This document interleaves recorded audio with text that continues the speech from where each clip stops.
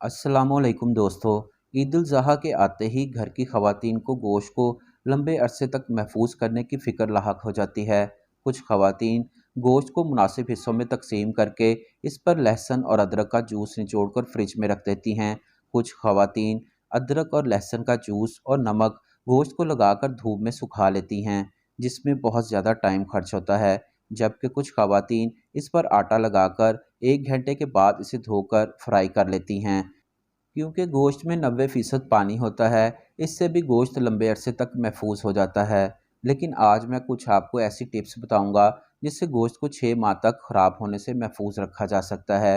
दोस्तों, ख़वातीन को लंबे अरसे तक गोश्त को महफूज करने के लिए सबसे पहला काम जो करना है वो फ्रिज या बड़े फ्रीज़र की मुकम्मल सफाई है, जिसमें आपको गोश्त महफूज करना है, जो आपको ईद से 2 दिन पहले कर लेनी चाहिए। और फ्रिज की दीवारों पर ग्लिसरीन लगा देनी चाहिए ताकि गोश्त के पैकेट फ्रिज की दीवारों के साथ ना चिपक सकें।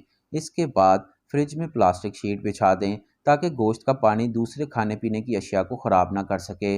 और एक बात याद रखें जो इंतहाई गौरतलब है कि गोश्त को 2 घंटे से ज़्यादा खुली फ़िज़ा में ना रहने दें, क्योंकि इससे गोश्त जल्द ख़राब होने का चांस है, क्योंकि गोश्त पर बैक्टीरिया और जरासीम का हमला बहुत जल्द होता है। और दूसरी गौरतलब बात कि गोश्त से तमाम चर्बी निकाल दें, क्योंकि गोश्त पर जितनी चर्बी कम होगी गोश्त ज़्यादा से ज़्यादा अरसे तक महफूज रहेगा। चर्बी निकालने के बाद इसे प्लास्टिक की थैलियों या फिर प्लास्टिक शीट्स में रखकर महफूज करके फ्रिज में रख दें। इसके अलावा गोश्त को अच्छी तरह धो लें, फिर इस पर कागजी नींबू निचोड़कर इसमें पुराना गुड़ घोल दें और ये मुरक्कब गोश्त पर मल दें। इसके बाद लाहौरी नमक बारीक पीस लें और गोश्त पर छिड़क दें। गरम चूल्हे पर खुश्क कर लें। एक और टिप ये भी है कि गोश्त से हड्डियाँ निकाल दें, क्योंकि हड्डियाँ आपके फ्रीज़र की जगह घेर लेती हैं।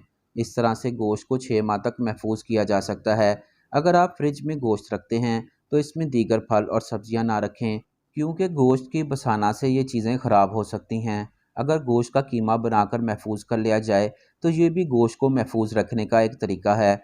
इसके बाद सबसे अहम बात और तवज्जो तलब बात यह है कि कुर्बानी के गोश्त को अखबार में लपेट कर फ्रिज में ना रखा जाए। बेशक आप इसे कुछ देर के लिए ही क्यों ना रखें, क्योंकि स्याही में शीशे का जूस शामिल होता है, जो इंसानी सेहत के लिए इंतहाई ख़तरनाक है। दोस्तों, वीडियो अच्छी लगी हो तो लाइक ज़रूर कीजिएगा और चैनल को सब्सक्राइब नहीं किया तो काइंडली चैनल को सब्सक्राइब कर लें। साथ में लगे बेल आइकन को भी प्रेस कर लें ताकि आपको मेरी हर वीडियो का नोटिफिकेशन बर वक्त मिल सके।